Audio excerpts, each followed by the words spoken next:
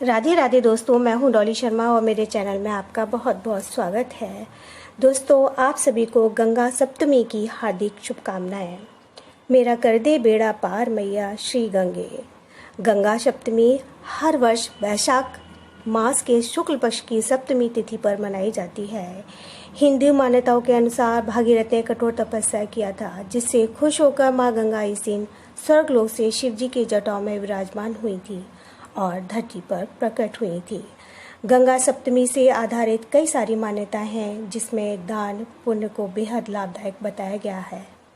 कहा जाता है कि इस दिन गंगा नदी में स्नान करने से सभी पाप हमेशा के लिए मिट जाते हैं। गंगा सप्तमी पर गंगा स्नान, दान पुण्य, जप तप से भक्तों को मोक्ष प्राप्ति का आशीर्वाद प्राप्त होता है। इस विशेष दिन पर माँ गंगा की पूजा करना बेहद लाभदायक माना जाता है। इसके साथ इस दिन कथा का पाठ करना भी माँ गंगा के भक्तों के लिए बेहद फायदेमंद साबित होता है।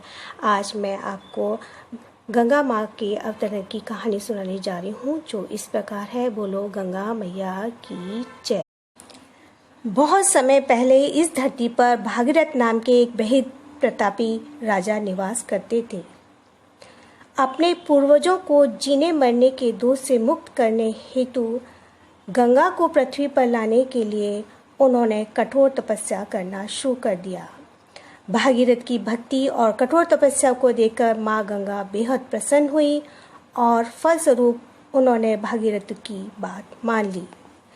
लेकिन एक समस्या आन पड़ी।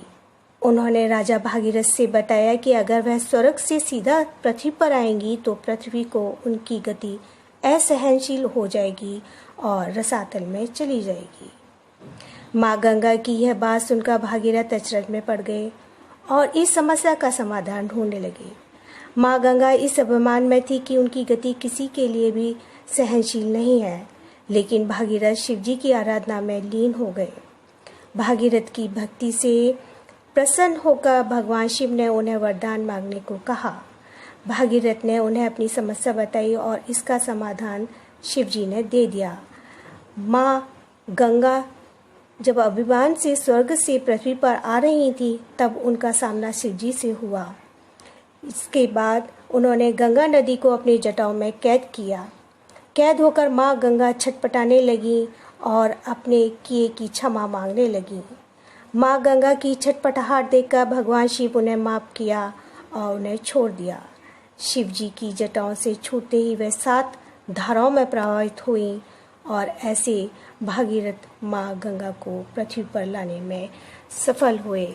इस प्रकार जो इस कहानी को सुनता है, पढ़ता है, कहता है, सुनाता है, उसकी सभी मनोवांछित कामना पूर्ण होती हैं और सभी पाप नष्ट हो जाते हैं।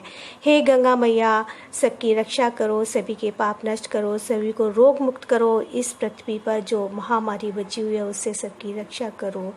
बोलो गंगे मैया की जय, भागीरथ की जय। हर हर महादेव।